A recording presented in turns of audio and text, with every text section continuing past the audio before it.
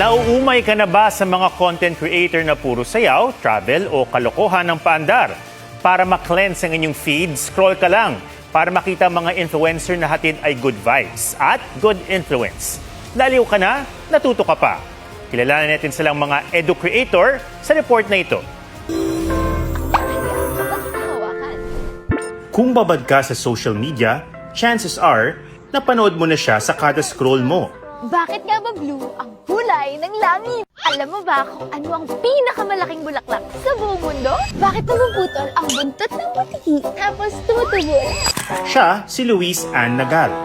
Mas kilala sa kanyang signature intro as This is life! This is life! This is life! This is life! Ang intention po talaga ng mga content ni Lance is makakuha po yung audience natin, yung mga nanonood po sa atin, ng pagkatuto po talaga. patok ang content niya na tungkol sa mga random trivia. Ano nga ba ang nauna? Ang itlog o ang manok? Bakit tumitiklop ang makahiya kapag hinahawakan? Alam mo ba kung bakit dalawang button para sa flush? Marami sa kanyang videos tungkol sa mga hayop. No wonder, dahil si Lance, nag-aaral ngayon ng veterinary medicine. Alam mo ba kung anong deadliest animal sa buong mundo? Bating! Buhaya! O leon!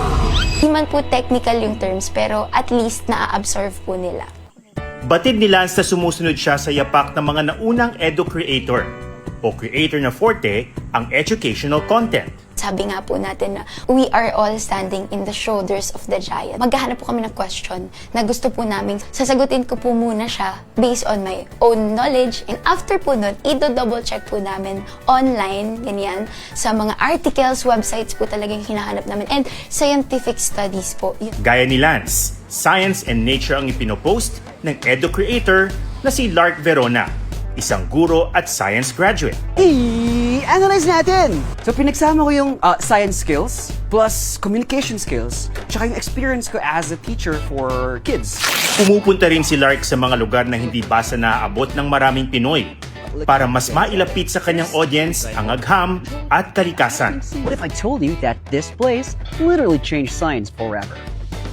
Welcome to Galapagos Islands.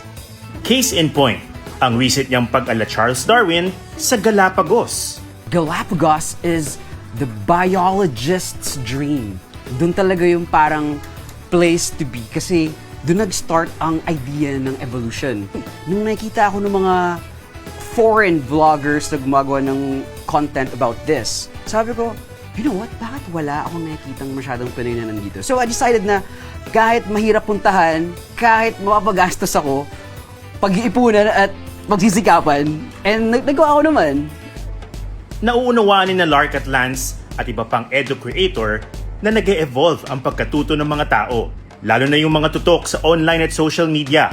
Kaya ang kanilang content, ginagawa nilang short and sweet. Yung attention span ng tao ay sobrang ikli. Hindi lahat mahilig magbasa. So, andun sa social media, syempre video type po siya. At least na-elaborate natin yung answers para mas madali po nila ma-digest. At sa gitna ng paglipanan ng misinformation at disinformation, tinitiyak ni Lance at Lark na ang content nila totoo at nakabatay sa siyensya. Pag i-click mo yung parang STEM category, Science, Technology, Education, and Engineering and Math, ay napakalaking world ang kayang pasukan. Hindi lang para sa mga bata, kasi para sa mga adults din, marami kang matutunan. That is, kung tama ang mga fina-follow and ini-engage mong mga creators.